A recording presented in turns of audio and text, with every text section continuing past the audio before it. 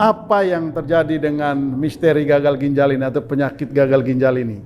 Begitu. Ya, terima kasih Pak Sebastian. Jadi sebenarnya gagal ginjal ini terjadi pada anak-anak itu bukan hanya karena keracunan obat ya. Justru yang paling sering itu misalkan anak-anak itu kadang juga mengalami infeksi saluran napas atas dan kemudian terjadi reaksi autoimun. Jadi daya tahan tubuhnya menyerang tubuhnya sendiri dan itu akhirnya kompleks imun yang akibat daya tahan tubuh menyerang tubuh sendiri itu bisa menghantam saringan di ginjalnya.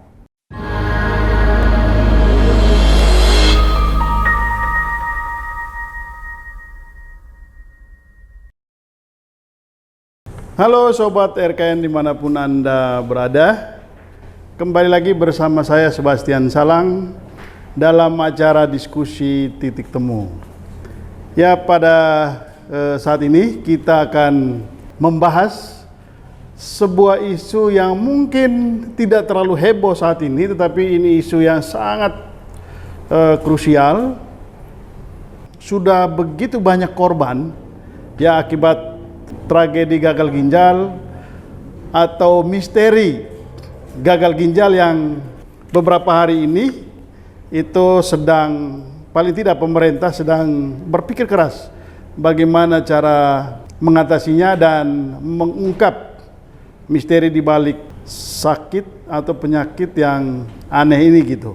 Nah, untuk membahas masalah ini saya sudah bersama dengan narasumber yang luar biasa dan sangat kompeten untuk membicarakan atau membahas persoalan ini, yaitu di sebelah kanan saya ada Dr. Ervan Gustiawan Suwanto ya, Sekjen PDSI. Nanti dokter jelaskan apa itu PDSI ya. Beliau ini adalah sekjen sekaligus jubir ya dok ya. Ya. Ini dokter masih sangat muda, ganteng, dan beliau nanti akan membahas lebih dalam soal apa sebetulnya di balik misteri ini. Rekan RKN dimanapun Anda berada, isu ini bagaimanapun ya, meski tadi sudah dibilang luput dari perhatian publik pada umumnya, tapi bagaimanapun ini masalah masa depan dari generasi kita, karena korban dari misteri gagal ginjal itu adalah anak-anak balita dan juga anak-anak 11 tahun ya, 11 tahun sampai 18 tahun gitu. Nah, karena itu saya ingin mulai dengan Dr. Ervan dulu. Ya. Ya. Ya. Dok, Ya. bisa dokter ceritakan sebetulnya apa yang terjadi dengan misteri gagal ginjal ini atau penyakit gagal ginjal ini? Begitu. Ya, terima kasih Pak Sebastian. Jadi sebenarnya gagal ginjal ini terjadi pada anak-anak itu bukan hanya karena keracunan obat ya. Justru yang paling sering itu misalkan anak-anak itu kadang juga mengalami infeksi saluran napas atas dan kemudian terjadi reaksi autoimun. Jadi daya tahan tubuhnya menyerang tubuhnya sendiri dan itu akhirnya kompleks imun yang akibat daya tahan tubuh menyerang tubuh sendiri itu bisa menghantam saringan di ginjalnya. Itu juga bisa bikin gagal ginjal ya. Jadi memang infeksi saluran napas atas itu sendiri bisa bikin gagal ginjal. Dan kemudian juga hal yang lain juga seringkali juga diare ya, diare itu juga mungkin harus ditelusuri juga oleh Kemkes sebenarnya. Apakah ini memang beneran karena obat tadi, atau misalkan memang tadi ada infeksi saluran napas atas atau diare ya, diare yang jenis Escherichia coli itu juga beberapa jenis. Misalkan air yang tercemar tinja manusia itu juga bisa menimbulkan diare parah. Kalau dehidrasi anaknya juga bisa bikin gagal ginjal begitu. Nah, kalau memang terkait etilen glikol ya, kemudian di etilen glikol ini sebenarnya juga terjadi di Amerika ya, kita lihat itu 5.000 kasus per tahun, tapi rata-rata itu kasus bunuh diri misalkan ya. Kalau memang kasusnya keracunan karena obat, itu terakhir itu kan di Gambia kan yang heboh itu. Nah, itu disinyalir dari pabrik obat di India dan produk itu tidak ada di Indonesia.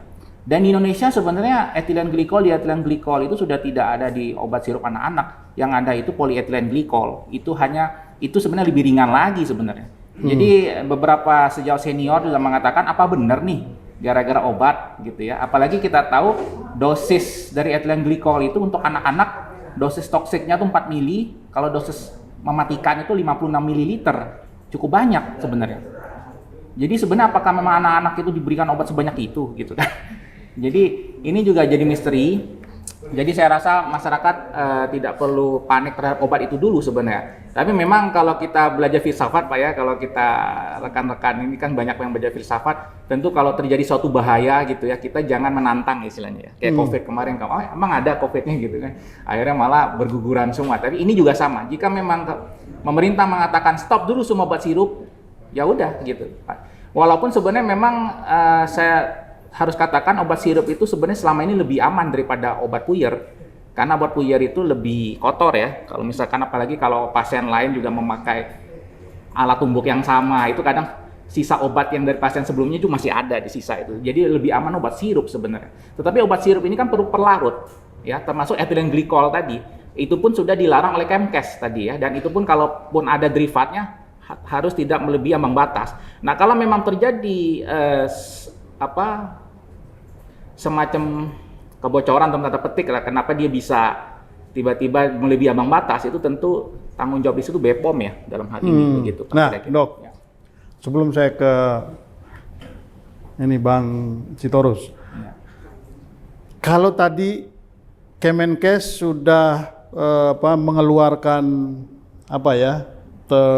larangan untuk peredaran tadi ya, obat sirup yang mengandung beberapa zat tadi, apakah itu merupakan kesimpulan dari hasil laboratorium atau ini berkaitan dengan kasus yang tadi obat itu dari India, lalu kemudian itu terjadi di Gambia, lalu kemudian ada kemiripan, atau gimana persisnya? Iya, kalau itu tentu hak dari tim Kementerian Kesehatan ya. Kebetulan saya kan bukan tim internal. Akan tetapi yang perlu diperhatikan adalah kita melihat juga sejarah hal-hal seperti ini juga sebelumnya. Di mana dulu kita ingat susu formula sempat juga terkontaminasi oleh bakteri Takasaki. Kemudian waktu itu Kementerian Kesehatan juga tidak enggan ya, istilahnya waktu itu enggan mengungkap apa aja sih mereknya.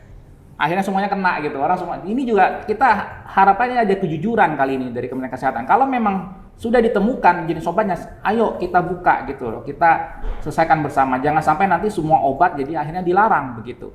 Nah, itu kalau memang Kemenkes sudah menemukan ya. Tapi kalau memang belum menemukannya, kita mau ngomong apa gitu, pasti baiknya diberhentiin dulu semua. Ini hanya Kemkes lah yang tahu bagi menurut saya sih. Oh gitu. Jadi sebetulnya menurut dokter ini masih misterius ini. Dari informasi yang belum ada ya masih misterius begitu ya. Jadi belum tentu karena obatnya, dan juga memang kalau karena obat juga yang mana itu masih misterius gitu. Dan jadi di Gambia pun sebenarnya itu masih diteliti juga. Jadi seperti saya bilang bahwa gagal ginjal akut pada anak itu bukan hanya penyebabnya obatnya. Apalagi tadi obatnya saya bilang dosisnya harus agak besar baru menimbulkan masalah sebenarnya. Jadi apakah masih diragukan sebenarnya sih ya. Jadi kira-kira demikian Pak. Oke. Ya. Dok, konon katanya sudah ada obatnya, dan diklaim obat itu berhasil. Ya, dalam data yang disampaikan itu ada sekian banyak orang sudah pulih, lalu ada sekian orang sudah stabil, begitu ya. Dan kalau sudah ada obatnya, udah selesai dong masalah. Atau gimana dok? Iya, jadi sebenarnya obatnya itu kan fomepizol ya. Fomepizol itu kan sebenarnya FDA, Badan POM-nya Amerika itu menyetujui obat itu tahun 97. Jadi bukan obat baru, itu yang pertama. Dan obat itu memang antidot untuk keracunan etilen glikol tadi. Karena dia sifatnya alkohol dehidrogenase inhibitor istilahnya. Nah ini obat ini juga sebenarnya untuk antidot orang keracunan alkohol sebenarnya. Karena dia memang derivat alkohol ya. Oh gitu. Nah, enggak, maksudnya keracunan alkohol kalau orang mabuk bisa dong pakai itu? Iya, jadi fomepizolnya tapi kan mahal gitu ya. Jadi beberapa teman-teman yang lain pakai vitamin B biasanya untuk antidotnya. Oke. Nah ini untuk fomepizol ini kalau memang dia efektif, berarti memang keracunan etilen glikol sih, karena spesifik ya. Jadi kalau memang Kemkes mengatakan dia efektif, berarti memang ada keracunan ethylene glycol, itu aja. Karena obat ini sangat spesifik, gitu. Jadi itu yang pertama. Yang kedua, memang obat ini masih cukup mahal ya. Kalau saya cek tadi, kalau nggak salah harga di Amerika sekarang 3.000 US dollar untuk per pasien. Kalau di kita katanya kalau Pak Menkes berhasil menawar bagaimana itu 16 juta jadinya ya untuk per pasien. Tapi intinya bahwa jika memang dia efektif, ya berarti memang kemungkinan keracunan itu sih ada ya, berarti ethylene glycol tadi. Cuma sekali lagi apakah memang karena obat itu atau karena yang lain kan? Nah inilah tentu ada metode penelitian uji klinis tadi yang Bapak terus bilang tadi. Jadi sebenarnya apakah benar karena obat itu atau karena memang karena ada penyakit lain diobatin juga gitu, akhirnya penyakitnya yang sembuh gitu kan kayak tadi. Cuma memang saya perlu garis bawahi bahwa memang gagal ginjal akut itu memang gagal ginjal benar kata terus tadi bahwa memang dia ginjal punya daya tahan sama kayak liver juga dia punya daya tahan setelah sekian lama dia baru jebol. Tapi memang ada kejadian memang di akut sih. Jadi dalam arti dalam hitungan jam kalau memang sangat toksik ya dalam hal misalnya diare berat itu memang bisa gagal ginjal mendadak ya. Jadi memang kalau misalnya orang kecapean kurang minum gitu kurang cairan juga bisa gagal ginjal mendadak sih memang. Nah tapi memang kalau memang tadi Bapak Sebastian tadi bilang terkait fomepizol dan ternyata efektif itu menurut Kemkes ya.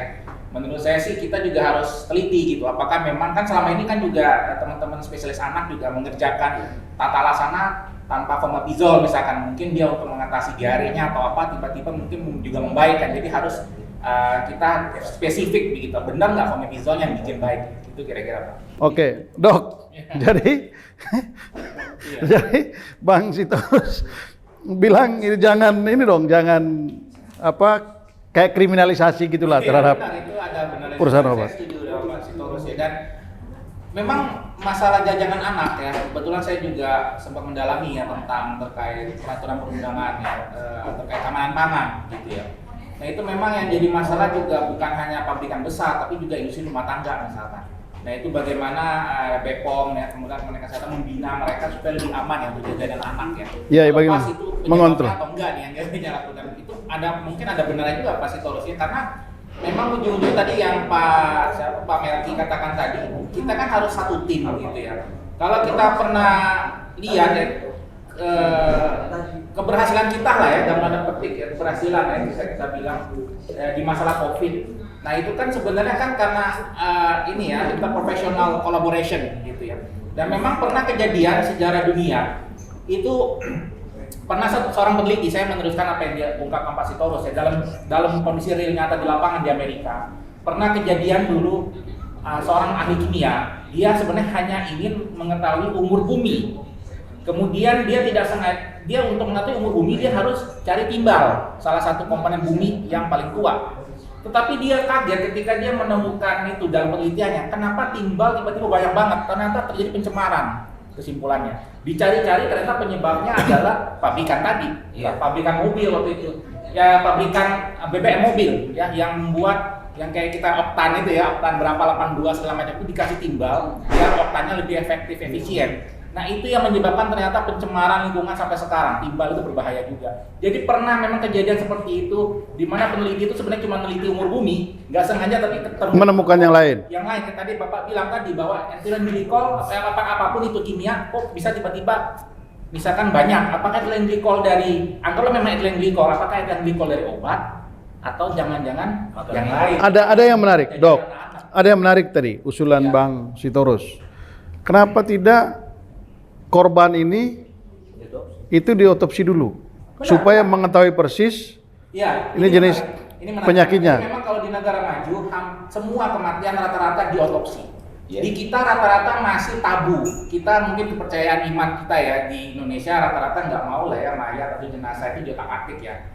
Nah itu sebenarnya di negara maju mereka namanya koroner. Jadi hampir semua yang meninggal itu diinvestigasi semua. Jadi bukan hanya yang kriminal yang diotopsi. Jadi semuanya diotopsi sehingga namanya otopsi klinis namanya. Jadi bukan otopsi untuk masalah kriminal, otopsi klinis. Nah, otopsi klinis itu penting Pak sebenarnya. Kayak sekarang kita juga bingung kenapa banyak orang mati mendadak misalnya. Rata-rata mungkin karena serangan jantung. Belum tentu. Jangan-jangan bisa pecah pembuluh darah aneurisma atau apa gitu kan. Nah, sama dengan Pak Sitorus tadi katakan, Itu harus diotopsi memang, dan ini perlu kerelaan dari anggota keluarga ya, maksudnya untuk rela diotopsi nanti jika terjadi hal yang sama gitu. Jadi untuk kita tahu benar-benar penyebabnya itu apa. Walaupun belum tentu juga ya ketemu. Biasa sih diotopsi ginjalnya ketahuan memang ginjalnya rusak, kemudian juga dari plasma darahnya juga dicek labnya. Dilihat plasmanya ada nggak etilen glikolnya atau kandungan yang lain begitu. Jadi atau rambutnya malah atau yang lain kalau memang saking lamanya dia zat itu bertumpuk di tubuhnya. Gitu kira-kira. Ya. Dok, ini tadi Bu Melki bilang ada 100 lebih jenis obat yang di stop dulu peredarannya. Lalu kemudian muncul persoalan baru. Kalau anak-anak sakit, lalu mau ngasih obat apa? Nah kalau kayak gitu apa dong solusinya? Di lapangan akhirnya banyak banget obat tablet digerus gitu untuk jadi puyar. Dan tadi saya sudah bilang bahwa sebenarnya obat sirup itu sebenarnya lebih aman dan disarankan untuk dipakai kalau di negara maju. Karena tadi saya bilang kalau di puyar ini itu kan sisa dari yang puyar pasien yang sebelumnya itu masih ada sisanya di situ. Nah itu juga kalau nggak higienis gitu ya, itu obat puyar-puyar gitu bikin masalah. Yang kedua, banyak obat yang nggak bisa dipuyarin. Tapi memang kalau di daerah ya kayak misalnya obat-obat untuk saluran cerna gitu, enzim pencernaan itu kan sebenarnya nggak boleh digerus gitu. Tapi banyak sekali masih yang menggerus. Nah itu hal-hal itu kan merusak obatnya sendiri. Jadi maksud saya setuju dengan Pak Melki, sebenarnya itu terlalu cepat sih ya. Cuma memang kita kan negara hukum dan kita taat pada pemerintah lah ya, memang kehati-hatian itu perlu, tapi memang timbul masalah baru yang Pak Melki katakan tadi sampai 100 lebih bayangkan, dan itu bahkan di negara maju pun sebenarnya andalanya obat sirup. Nomor satu memang anak-anak lebih suka obat sirup. Yang kedua tadi masalah higienitas ya, karena ini kan pabrik sebenarnya, pabrik yang sebenarnya standarnya tinggi gitu. Tadi kan Pak Sitoro sudah bilang jangan-jangan jajan anak-anak nih, bukan pabrik obat yang dari dulu juga obatnya sudah ada gitu kan. Nah, jadi menurut saya sih kalau memang teman-teman di lapangan sih jujur nggak bisa melawan lah ya, namanya pemerintah ya, kalau sudah instruksi seperti itu kita taati. Jadi teman-teman termasuk saya ya tentu kami pakai obat puyar itu mau nggak mau gitu ya. Jadi itu yang kami kerjakan itu Pak di lapangan. Oh gitu ya? Iya. Oke sahabat RKN, tidak terasa kita sudah ada di penghujung. Ini sudah segmen terakhir ya. Jadi diskusi kita ini 1,5 jam tidak terasa. Namun kita masih punya kesempatan di segmen terakhir ini. Saya tadi sempat terpotong, Dok. Iya. Kita sudah bicara banyak hal tadi, termasuk salah satunya ini memang perlu ada investigasi. Iya. Pertanyaan saya, kalau investigasi itu mulai dari mana? Nah, iya. Jadi memang kami dari Perkumpulan Dokter Seluruh Indonesia ya, organisasi dokter yang diakui juga oleh Kemenkumham, kami sudah diskusi di internal kami. Memang ujung-ujungnya paling penting adalah tetap teman-teman dokter di lapangan ya, dan mereka itu harus melaksanakan anamnesis lengkap, jadi wawancara. Jadi seringkali kan orang datang ke dokter untuk diperiksa, itu salah sebenarnya. Yang paling penting diwawancara dulu, kecuali kalau pasiennya nggak sadar itu diperiksa. Tapi kalau dia sadar, orang tuanya juga masih sehat ngomong, itu riwayat itu nomor satu. Seringkali anamnesis ini nggak lengkap Pak. Kadang kalau pasien baru ya, standar di luar negeri itu bisa setengah jam sampai 1 jam kalau ada pasien baru gitu. Ditanya semua dari keluarga, riwayat lingkungan, jangan ada limbah di pabrik segala macam. Nah, Dok. Anamnesis, pemeriksaan fisik, nah ini dan lab. Yang saya takutkan kami dari PDSI itu adalah jangan sampai gara-gara misalkan jatah BPJS itu kurang ya untuk pemeriksaan lab dan pemeriksaan tadi, akhirnya banyak yang miss diagnosis dan bahkan kalaupun terdiagnosis nggak tahu penyebabnya gitu. Itu kira-kira Pak garis besarnya. Oh gitu ya. Jadi kalau mungkin dari Kemkes itu ada alokasi khusus lah ya untuk kasus ini. Ya, maksudnya kalau standar BPJS yang biasa begini, tapi kasus ini mungkin perlu tambahan dana mungkin, sehingga dokter-dokter di lapangan itu lebih fleksibel melakukan diagnosis yang lebih advance begitu. Oh gitu ya. Closing statement Anda dari diskusi kita ini. Ya, terima kasih Pak Sebastian. Jadi memang kami dari Perkumpulan Dokter Seluruh Indonesia yang penting menganjurkan masyarakat untuk tenang ya, dan tadi Pak Melki juga sudah katakan jika kita menemui anak kita atau tetangga kita, anak siapa gitu ya, yang mengalami muntah, diare, kemudian sampai nggak bisa kencing. Awalnya sih kencingnya sedikit, tapi lama-lama nggak ada. Nggak ada.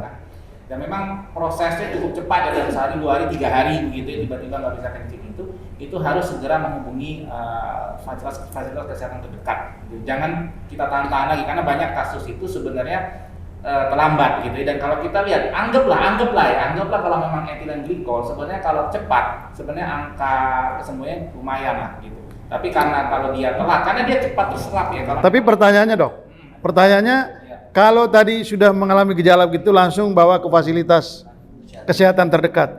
Emang yakin di seluruh Indonesia yang sudah bisa ditangani dengan segera itu? Ya, jadi kan memang beberapa protokol sudah ada. Jadi kami para dokter sudah dapat protokol ya dari Kementerian Kesehatan sudah ada gitu. Itu tinggal diikuti oleh para dokter begitu.